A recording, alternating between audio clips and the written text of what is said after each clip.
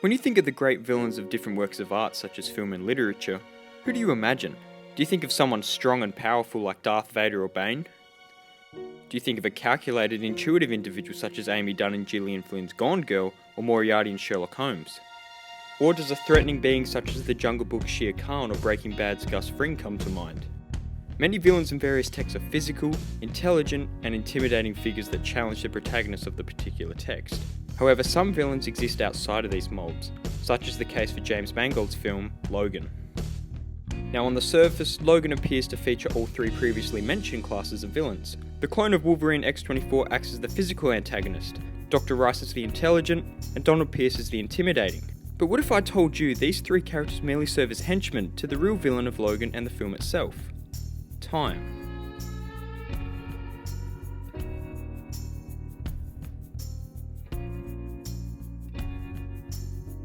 Now you may be asking, how could time, a non-physical construct, serve as a greater rival than an in his prime Wolverine and a guy with a robotic arm? How does time get all the credit for this?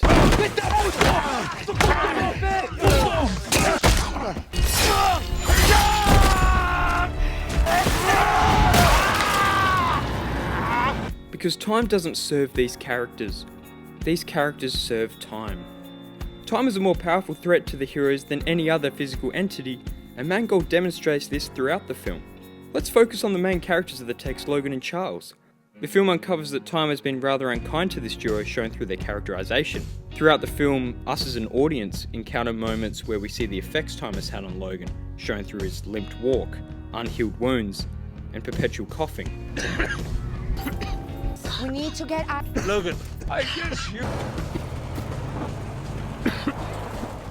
These details give enough evidence to demonstrate the detrimental effect time has had on a once prominent Wolverine. And although the wounds on Logan's body are from physical enemies, his decaying state is established in one of the very first shots of the film, with Logan struggling to extend one of his claws.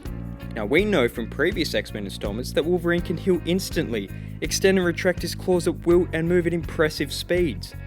But this is not apparent in Logan, further reinforcing time's involvement in the destruction of a once great hero. And if we look at Charles, we can also see the severe impact time has had on one of the most powerful mutants to ever exist, don't we? In the former films, the audience is well informed of his high intellect and wisdom, but now... There's a looper from Taco Bell. Get it with chicken, get it with steak, but with the cheese baked right in the shell. It's the next big thing. Go now while supplies last. Charles is thinner and frail, representing the corroded damage time has left on the once joyful and wise man. If anything, time has reshaped Charles to be an antagonist in Logan, a ticking time bomb with deadly seizures jeopardizing large masses of people. Time has taken once strong and almighty characters and brought them down to nothing but grizzled and degraded members of a dystopian future. And if you're still not convinced, the idea of time acting as the film's villain is solidified in the final scene with the death of Logan. The final word spoken by a hero is, This is what it feels like. alluding to the fact that Logan has never experienced the feeling of mortality in his prolonged life. His death is symbolic, as it represents Logan's freedom from a long and tortured life. The villain of time has been vanquished, not by the hero defeating it, but by the protagonist dying, highlighting the ruthless and unstoppable force time possesses in comparison to villains in other films and mediums. This is significant as we've seen in previous installments what Logan has dealt with.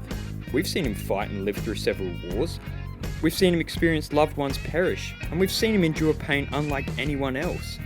Mangold proves to us all that no over-the-top villain, bullet, or experiment can suffice. The only thing that can kill the unkillable is time.